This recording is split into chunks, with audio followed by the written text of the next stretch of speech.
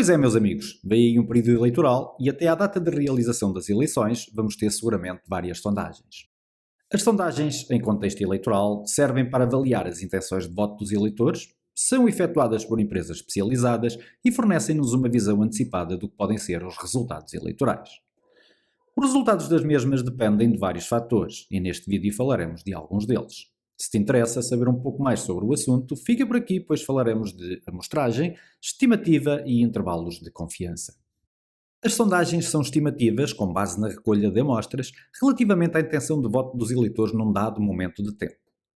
Quando olhamos para previsões como as que temos aqui, uma referente às eleições legislativas de 2022 e outra a perspectivar já as intenções de voto nas legislativas de março próximo, existe um trabalho por trás até chegarmos a conclusões como estas. Uma que nos dá a projeção de mandatos com valor mínimo e máximo de deputados a eleger e outra que nos dá a intenção de voto nas várias forças partidárias, em percentagem e com os intervalos de confiança para essas mesmas percentagens. Qualquer estimativa depende sempre de pelo menos dois fatores, o tamanho de amostra e o grau de confiança com que trabalhamos. Quando falamos de estatística, teremos de ter a noção da diferença entre população e amostra.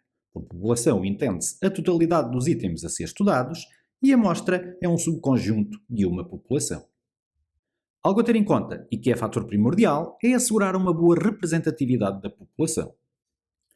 Podemos ter dois tipos de amostragem: aleatória, em que a seleção é feita com chances iguais de escolha para todos os indivíduos, ou estratificada, em que existe uma divisão e seleção dos indivíduos da amostra por estratos. Através da análise de uma amostra, podemos descrever e resumir um conjunto de dados, e aqui estamos no campo da estatística descritiva, ou fazer previsões sobre a população, à semelhança do que se faz nas sondagens, sendo que aqui estamos no campo da estatística indutiva. Então, o que é uma estimativa? Uma estimativa é a utilização de valores obtidos através de uma amostra para estimar um determinado parâmetro da população. Pode ser uma média, pode ser um desvio padrão ou uma proporção. Olhemos agora um exemplo. Temos uma tabela resultante de uma sondagem em que, para cada força partidária, temos a percentagem de intenção de voto, a margem de erro e o intervalo de confiança. O grau de confiança utilizado foi 95% e o tamanho da amostra foi de 1102 indivíduos. Antes de vermos como se chega a estes valores, vemos primeiro algumas definições.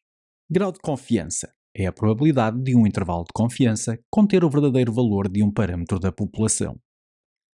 O ponto estimado é uma estimativa numérica com base nos dados recolhidos. A margem de erro é a diferença máxima entre o ponto estimado e o verdadeiro valor do parâmetro da população em estudo. E o intervalo de confiança é um intervalo de valores que é suscetível de conter o verdadeiro valor do parâmetro da população em estudo. Vamos então aos cálculos. Para exemplificar, vamos utilizar os dados referentes ao partido A.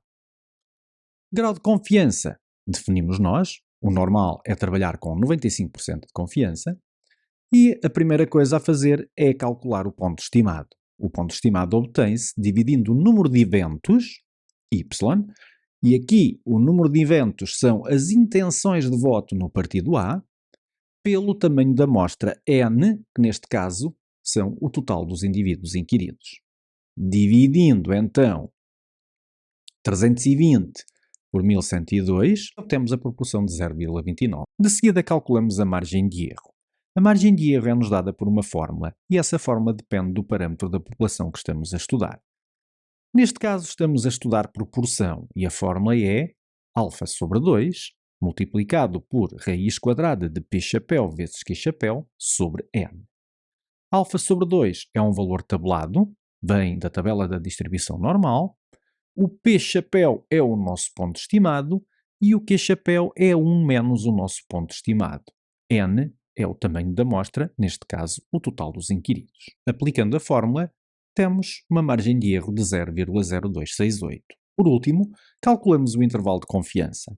O intervalo de confiança obtém-se somando e subtraindo a nossa margem de erro ao ponto estimado.